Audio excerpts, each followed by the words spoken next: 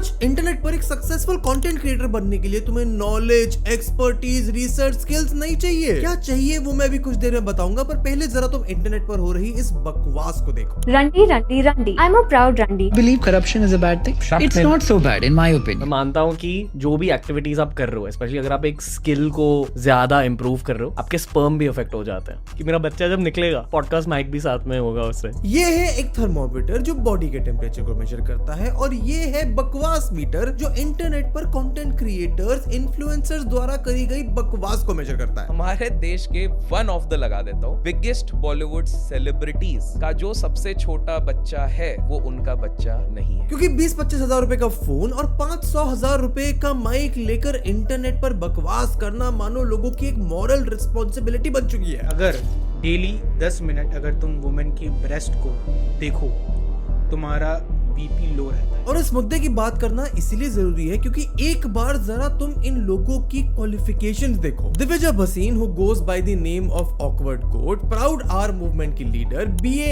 MA and MSc इन psychology और एक professional therapist. Beer biceps, host of India so called smartest podcast, जिसके YouTube channels पर 20 million से ज्यादा सब्सक्राइबर्स हैं। Nikhil Kamath, literally one of India's most influential billionaires. और ये भाई साहब Anil Ambani was that person जिसके घर पे शाहरुख खान डांस करने आता था।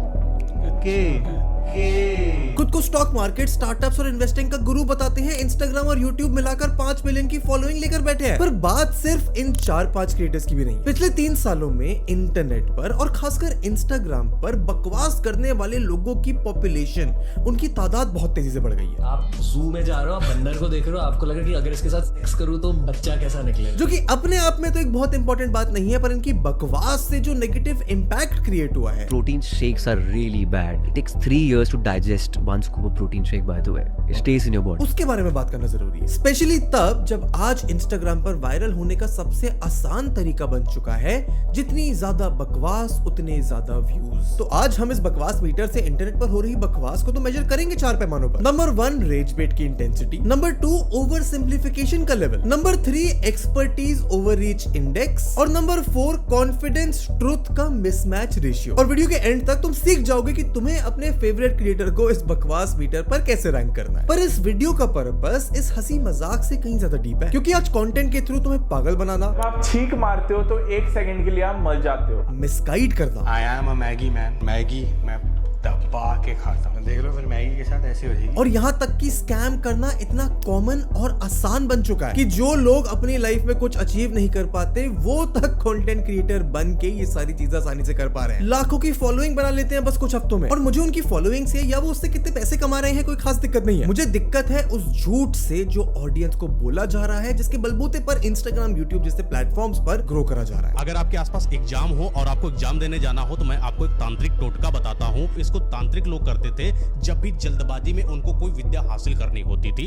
आपको क्या करना है, रात के 3 बजे के समय में फिटकरी, कपूर और लौंग। As a creator myself मुझे पता है कि कंटेंट को सेंसेशनल बनाना कितना जरूरी है, फिर चाहे वो शॉक वैल्यू से हो या फिर नकली एस्पिरेशंस के क्लेम्स देकर। हमारी एडवाइस जो भी हम देते हैं, हम कह रहे हैं कि जब आप गुलाब जामुन खाने बैठे हो तो मन भर के खा लो ना, आइसक्रीम खा रहे हो तो टब भर के खा लो और वजन कभी भी बढ़ेगा नहीं। पर ऐसे क्लेम्स करना फिर किस हद तक सही माना जाएगा? और ज्यादा शॉकिंग बात तो ये है कि ऐसी बकवास हर हफ्ते वायरल होती है। लाखों करोड़ों लोग इसे देख रहे हैं, इस पर बिलीव कर रहे हैं, which shows कि शायद आज हमारे देश का कलेक्टिव IQ लेवल भी कम हो चुका है, just because of consuming so much misleading content which is packaged very smartly। इस हद तक कि लोगों ने सवाल करना बंद कर दिया है। एंड लो IQ अगर तुम्हें जानना है किसी के बारे में तो उसका एक बहुत सिंपल तरीका है, किसी कंटेंट क्रिएटर की फॉलोइंग के नंबर को देखकर उससे इंप्रेस हो जाना और ये मान लेना कि अगर इतने सारे लोग इसे फॉलो कर रहे हैं तो ये सही बात ही कर रहा होगा। ज्यादातर लोग आज इंस्टाग्राम पर यही करते हैं और ज्यादातर क्रिएटर्स, ये मिसलीडिंग क्रिएटर्स, इसका फायदा उठाते हैं अपना प्रोपेगेंडा फैलाने के लिए, झूठे शॉर्टकट्स और हैक्स बताने के लिए, अपने कोर्स बेचने के लिए, लोगों को रेज बेट कर व्यूज लेने के लिए। ये पिछले 1 साल में तो इस लेवल तक हुआ है कि ऑक्सफोर्ड डिक्शनरी ने रेज बेट को 2025 का word of the year declare कर दिया है। रेज बेट यानी कि ऐसा कंटेंट जो जानबूझकर लोगों को गुस्सा दिलाने के लिए, उनको ट्रिगर करने के लिए बनाया जाए, जैसे कि ये। Baby boy,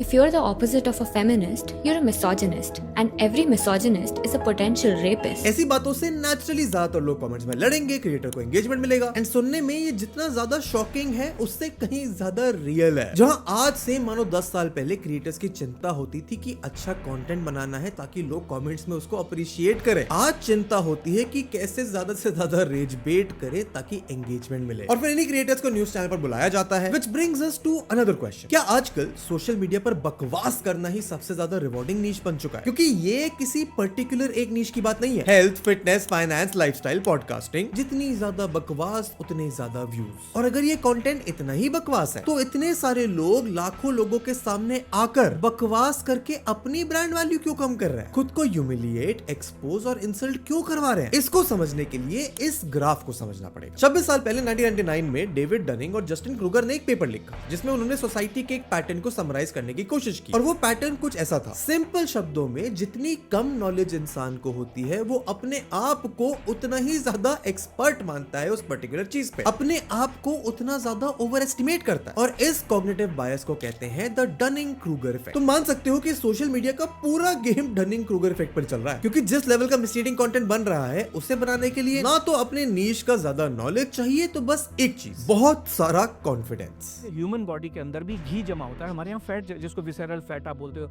या एब्डोमिनल फैट बोलते हो, घी जमा होता है। कॉन्फिडेंस के साथ करी गई इलॉजिकल, पॉइंटलेस और नॉन साइंटिफिक बातें ऑडियंस को जिस तरह कन्विंस कर सकती हैं, उतनी कभी साइंटिफिक, वेल रिसर्च और फैक्चुअल कंटेंट कर ही नहीं सकता। और इसके भी कई रीजन है जिन पर मैं आऊंगा, पर एक बार ये वीडियो देखो। पाकिस्तान ने अपने ही आर्मी चीफ को इस टाइम पे अरेस्ट कर लिया है, आसिफ मुनीर। अगर मेरी पहली वीडियोस देखी होगी, मैंने जब प्रूफ किया था कि ये अटैक भाई पाकिस्तान ने कराया, मैंने क्लियरली बोला था आसिफ मुनीर ने ISI के थ्रू कराया। अब पाकिस्तान ये एक्सेप्ट कर रहा है, कह रहा हमने आसिफ मुनीर को इस टाइम पे अरेस्ट कर रहे हैं। क्यों कर रहे हैं? इसलिए कर रहे हैं क्योंकि इन्होंने अपने फायदे के लिए ये सब किया। यह है प्रफुल्ल गर्ग, जो कुछ महीनों पहले हुए इंडिया पाकिस्तान कॉन्फ्लिक्ट में इंस्टाग्राम पर इतने ज्यादा फेमस हो गए कि रातों रात वायरल हो गए। आज 2.2 मिलियन फॉलोअर्स लेके बैठे हैं। But the amount of fake news that this guy has spread, उसे सुनकर तो शायद मीडिया के चैनल्स भी शर्मा जाएंगे, क्योंकि नेशनलिज्म के नाम पर लोगों को बेवकूफ बनाना सबसे ज्यादा आसान है। देश पहले है भाई, आर्मी पहले है, मतलब। एंड ऐसे सेंसिटिव टाइम पर जब पूरे देश में डर का माहौल था, न्यूज चैनल्स ऑलरेडी अपनी TRP के लिए मिस इन्फॉर्मेशन फैला रहे थे। भारत के सबसे ज्यादा देखे जाने वाले न्यूज चैनल में से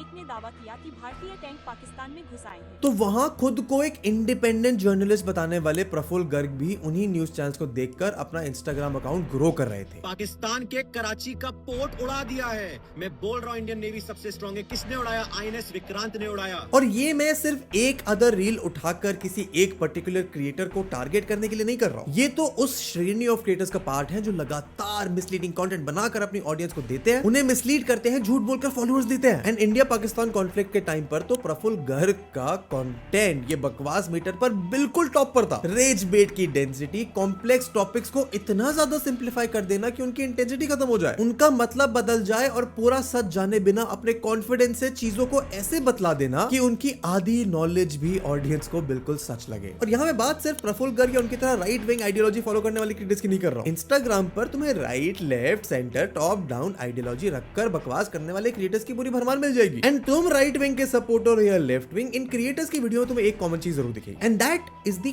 confidence with which they speak. And usually तो ये कॉन्फिडेंस का कॉम्प्लीमेंट दिया जाता है लोगों को, पर जब झूठ और मिस इन्फॉर्मेशन को कॉन्फिडेंस के साथ बार बार रिपीट किया जाए तो वो भी सच लगने लगता है। और यही रीजन है कि आज सोशल मीडिया पर सक्सेस पाने की सबसे बड़ी करेंसी कॉन्फिडेंस है। क्या तुम्हारा कॉन्फिडेंस एज अ क्रिएटर लोगों को अपने बिलीफ को क्वेश्चन करने पर मजबूर कर सकता है? अगर हाँ, तो लोग तुम्हें सुनेंगे भी, तुम्हारे कमेंट सेक्शन में लड़कर तुम्हें एंगेजमेंट भी देंगे और फॉलो भी कर ही लेंगे। तुम्हें ये IIT बाबा तो याद होंगे ही, जो कुछ समय पहले कुंभ के टाइम पर वायरल हुए थे। लोग इन्हें भगवान का अंश मांगने लगे, इनके पूजा करने लगे, शायद इसीलिए क्योंकि ये थोड़ी अजीब सी बातें करते थे, पर इतने कॉन्फिडेंस के साथ कि लोगों को अपने ही बिलीफ पर शक हो जाए। प्योर हार्ट वाला इंसान यार। मैं इतनी बोल रहा हूँ कि महादेव मेरे से बात करते, मैं बोला इतनी महादेव मेरे को ये बोलने के लिए बोल रहे कि भाई तू ही विष्णु है, तो मैं झूठ थोड़ी बोल रहा हूँ। अब तुम शायद बोलोगे कि इसमें बुरा ही क्या है अगर कोई इंसान अपने बिलीफ को कॉन्फिडेंस के साथ एक्सप्रेस कर रहा है और इंटरनेट पर लोग उसके थॉट से रेजोनेट कर रहे हैं, रिलेट कर रहे हैं, तो इसमें प्रॉब्लम क्या है? इसका राइट तो सबके पास है, पर प्रॉब्लम है, and it is a much deeper problem than you anticipated. क्योंकि इंटरनेट पर, इंस्टाग्राम पर चल रहा बकवास कंटेंट दो तरह। पहला वो जहां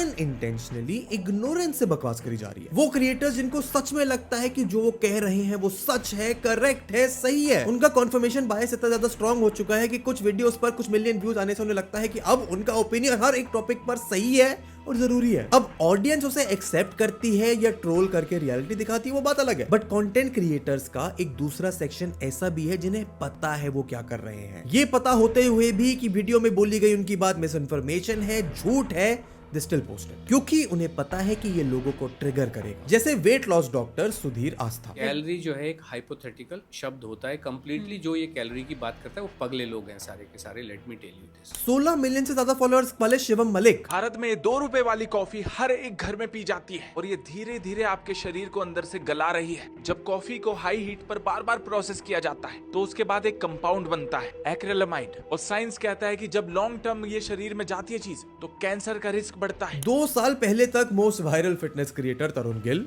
मैगी खाओ और बॉडी बनाओ, एंड इंस्टाग्राम फेमिनिज्म की प्राउड लीडर दिविजा भसीन एके ऑकवर्ड गोट। बकवास मीटर के सारे पैमानों पर ये क्रिएटर्स इंटेंशनली टॉप करते हैं। जितना हो सकता है उतना ज्यादा रेज बेट, कॉम्प्लेक्स टॉपिक्स का ओवर सिंप्लीफिकेशन, एक्सपर्टीज ना होते हुए भी हर टॉपिक पर बिना रिसर्च करे ज्ञान देना और सच की चिंता करे बिना पूरे कॉन्फिडेंस के साथ मिस इन्फॉर्मेशन फैलाना, जानबूझकर पोलराइजिंग कंटेंट बनाना, क्योंकि ये बात तो इन क्रिएटर्स को भी पता है कि सोशल मीडिया पर सक्सेस के लिए ये आज सबसे आसान तरीका है। ऑडियंस का IQ, साइंटिफिक टेम्पर, उनकी क्वेश्चन करने की एबिलिटी इतनी ज्यादा कम हो चुकी है कि ऐसा डम कंटेंट ही वायरल होता है। पर ये सब सुनने में जितना ज्यादा सिंपल लग रहा है उतना है नहीं, क्योंकि ये क्रिएटर्स जिन साइकोलॉजिकल टेक्निक्स का, बायसेस का इस्तेमाल करते हैं ऑडियंस को मैनिपुलेट करने में, अपने कंटेंट को सही साबित करने में, उसको जानने के बाद शायद तुम्हारा फेवरेट क्रिएटर तुम्हारा फेवरेट आ रहा है। पहली बहुत कॉमन टेक्निक जिसको यूज करा जाता है वो है एनेक्डोटल डेटा के बेसिस पर एक जनरल रूल डिफाइन कर देना। जैसे कि ये जिम जाने वाला कभी भी बुढ़ा नहीं होता है। क्यों नहीं होता है? क्योंकि जवानी में टपक जाता है। एक्टर मॉडल शेफाली जयरवाला की अनफॉर्चुनेट डेथ को कैपिटलाइज करके अपने वेट लॉस प्रोग्राम को बेचने के लिए डॉक्टर सुधीर आस्था ने एक एनेक्डोटल डेटा को जनरल रूल ही बता दिया। अगर शेफाली जयरवाला और सिद्धार्थ शुक्ला जैसे लोग जो फिजिकली फिट थे, अपनी हेल्थ का ध्यान रखते थे, अगर किसी अनफॉर्चुनेट रीजन की वजह से उनकी डेथ हो जाती तो ये कह देना कि एक जिम जाने वाला इंसान या अपनी हेल्थ का ध्यान देने वाले इंसान की डेथ जल्दी हो जाएगी, ये कैसा सच है? इसमें कितना साइंटिफिक लॉजिक है, कितने एक्सपेरिमेंट्स और रिसर्च में ये बात प्रूव हुई है? एंड जब सुधीर जी से सवाल किया गया कि आपकी बात के पीछे का तर्क क्या है, प्रूफ क्या है, तो उनका जवाब कुछ ऐसा था। हम ये कह रहे हैं हमारे पास एक प्रोसेस है। प्रोसेस क्या है कि आप पेट भर के खाना खाइए, चाहे उसमें मैगी हो, चाहे पराठे हो, चाहे कुछ भी हो, और उसका नतीजा एक है।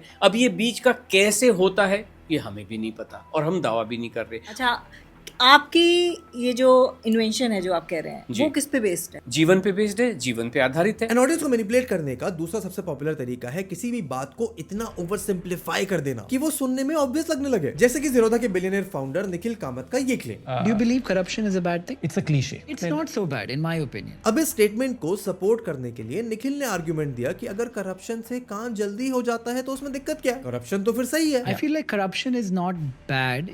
Man at the end of the day will be selfish. Yeah. We are not born altruistic. Everybody will want to hoard the commodity of the time that we live in. And in capitalism, it's money or property or gold or whatever. अब अगर ये बात mindlessly सुनी जाए, casual तरीके में सुनी जाए, वो भी एक बिलियनर से, तो सही लगेगी। बट अगर इस पे थोड़ा भी ध्यान दे दो तो in reality this is such a flawed concept, क्योंकि वो 90 to 95% लोग जिनके पास करप्शन को फ्यूल करने के लिए पैसे नहीं है, उनका क्या? और अगर ये इतना ही सच है तो पूरी दुनिया में इलीगल क्यों है? एंड लेट्स सपोज सबके पास करप्शन करने के पैसे है भी, और हर कोई अपने काम को स्पीड अप करने के लिए करप्शन में पैसे डालने में लग जाए, तो फिर किस किस का काम स्पीड अप होगा? सिर्फ उसका जिसके पास सबसे ज्यादा पैसे होंगे, जैसे अडानी, अंबानी वगैरह वगैरह और कामत ब्रदर्स। एंड मैनिपुलेट करने का तीसरा सबसे आसान और सिंपल तरीका है ऑडियंस को एक हैक या शॉर्टकट देना, क्योंकि इन क्रिएटर्स को भी पता है कि आज ना तो सबके पास इतना पेशेंस है, ना ही लॉजिकल लंबे तरीकों से, सही तरीकों से चीजों को अचीव करने की करेज है। सबको हर चीज के लिए हैक्स चाहिए, क्विक फिक्सेस चाहिए। 30 दिन में 10 किलो वेट लॉस कैसे किया जाए, स्टॉक मार्केट में 40% रिटर्न कैसे बनाया जाए, बिना खुद को एस्टैब्लिश किए सक्सेसफुल बने गर्लफ्रेंड कैसे पटाई जाए, ऐसे सवाल पूछने वालों की और इन पर कंटेंट बनाने वालों की कमी बिल्कुल भी नहीं है। एंड ये कंटेंट क्रिएटर्स इन्हीं लोगों की वल्नरेबिलिटी का नाजायज फायदा उठाते हैं, जैसे अस्मिता पटेल, जिन्होंने अपने ट्रेडिंग कोर्स बेचकर हजारों लोगों से झूठ बोलकर उन्हें बेवकूफ बनाकर 104 करोड़ रुपए कमा लिए। खुद को स्टॉक मार्केट का शी वुल्फ बनाने वाली अस्मिता पटेल ने भी लोगों की वल्नरेबिलिटी का फायदा उठाया, उसी वल्नरेबिलिटी का जिसका फायदा शायद आसाराम बापू, बाबा रामदेव और तरुण गिल जैसे लोग अलग अलग तरीकों से उठा रहे हैं। The desire of short, quick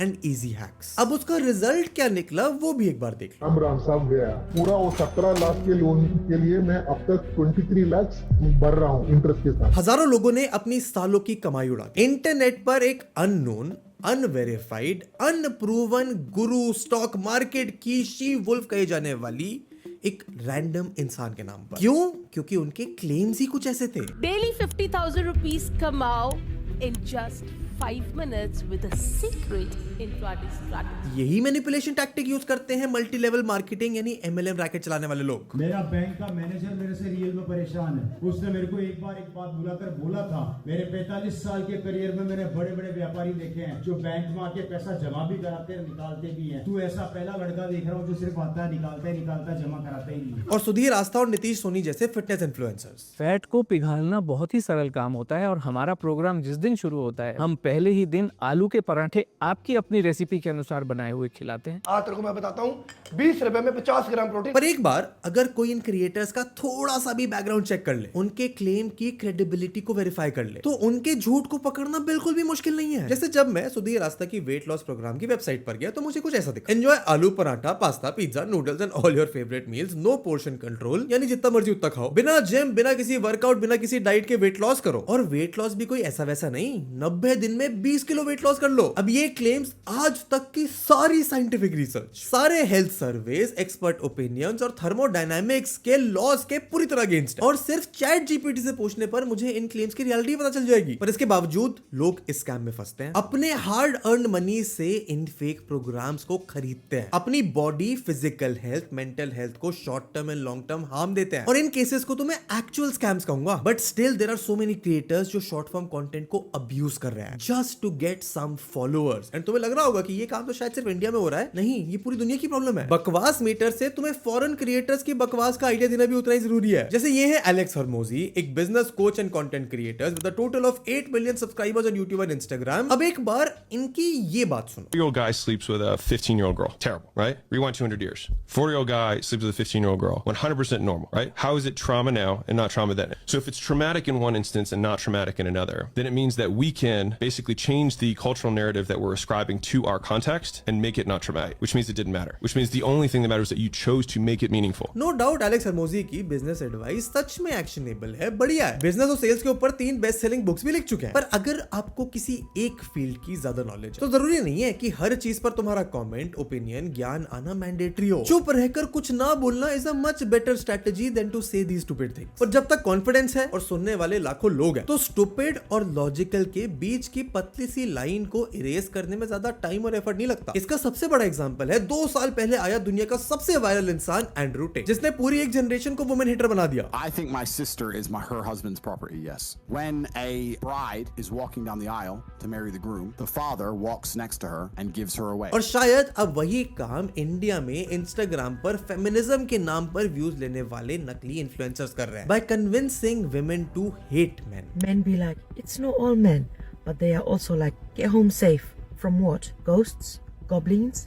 Zombies? I thought you said it's not all men. Modern relationship coach Sadia Khan जो मेन को हाई वैल्यू वुमेन डेट करना सिखाती हैं अपना 6000 यूरोस का कोर्स बेचकर। वो खुद एक मैरिड मैन के साथ अफेयर में पकड़ी गई थी। लिवर किंग के नाम से फेमस ये क्रिएटर इस फिजिक के साथ खुद को नेचुरल बुला रहा था until he got exposed for taking steroids. And मैं गिनाने लग जाऊं तो ये वीडियो 5 दिन लंबी बन जाएगी क्योंकि ऐसे न जाने कितने और एग्जांपल्स हैं जहां एक सेंट्रल झूठ और मैनिपुलेशन से ये क्रिएटर्स लाखों करोड़ों कमा रहे हैं, मिलियंस की फॉलोइंग बना रहे हैं, specially health, lifestyle, fitness and business की फील्ड्स में, क्योंकि इन्हीं निशेस में लोगों को बेवकूफ बनाना सबसे आसान है। बकवास करने का स्कोप सबसे ज्यादा है। अब ये क्रिएटर्स कभी ना कभी एक्सपोज भी हो जाएंगे, पर उस टाइम तक शायद ये ऑलरेडी उतना पैसा कमा चुके होंगे जितना मैं और तुम काम, मेहनत, नौकरी कर कर अपनी शायद जिंदगी में ना कमा पाए। तो लाजमी ये सवाल पूछना कि एक्चुअली जिम्मेदारी किसकी है for the negative impact that these creators are having on people. जैसे डॉक्टर वेगस जो नेचुरल बॉडी बिल्डर होने का क्लेम करते थे, वो रिसेंटली खुद एक वीडियो में ड्रग्स लेते हुए पकड़े गए। पूरे 10-12 सालों में सिर्फ एक ही चीज ली है, वो कौन सी है?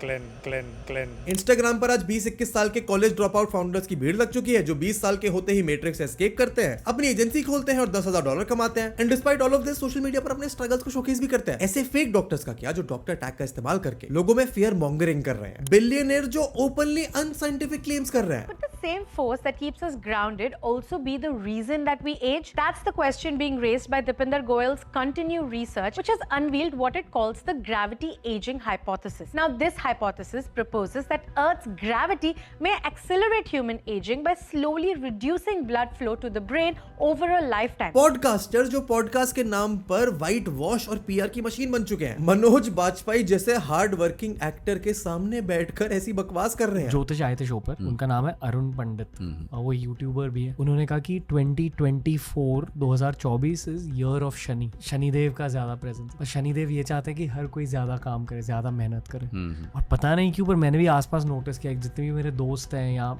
स्पेशली जो मीडिया इंडस्ट्री के प्रोफेशनल्स, बहुत सारे लोग बहुत ज्यादा बिजी हो गए। ऐसे कंटेंट से जो लाखों करोड़ों बार देखा जाता है हर रोज, इंडिया में अगर साइंटिफिक टेम्पर कम नहीं होगा तो और क्या होगा? ऐसे लोगों को जितने ज्यादा फॉलोअर्स मिलेंगे और लोग आके इतना ही मिसलीडिंग कंटेंट बनाते रहेंगे। एंड इस ट्रेंड को नॉर्मलाइज होने से अगर ना रोका गया, इसके बारे में बात नहीं करी गई, तो it will lead to an online epidemic, जहां सिर्फ बच्चे ही नहीं, वो मैलिएबल यंग माइंड्स ही नहीं, अडल्ट्स का भी सोशल मीडिया चलाकर अपनी नॉर्मल लाइफ को सही तरीके से जीना मुश्किल हो जाएगा। एंड शॉर्ट फॉर्म कंटेंट में तो ये मैनिपुलेशन करना और ज्यादा आसान है, क्योंकि एक 60 सेकंड की शॉर्ट या रील के अंदर ना तो कोई कॉन्टेक्स्ट होता है, ना ही ऑडियंस को एक्सपेक्टेशन होती है कि उन्हें साइंटिफिकली एडवांस या सेंसिबल कंटेंट मिलेगा। सच और वैल्यू की तो उम्मीद भी नहीं होती है। अब ऐसे में या तो चाइना की तरह कंटेंट क्रिएटर्स की फ्रीडम ऑफ स्पीच पर ही रिस्ट्रिक्शन लगा दिया जाए, पर वो भी किस हद तक सही होगा? मेरे ओपिनियन में तो वो एक stable, sensible, long term solution नहीं है सोशल मीडिया पर चल रही इस एपिडेमिक का। इसका सोल्यूशन वही है जो लगभग हर रेलवे स्टेशन पर पूरे भारतवर्ष में आपको लिखा हुआ मिल जाएगा, सवारी अपने सामान की खुद जिम्मेदार है। जब तक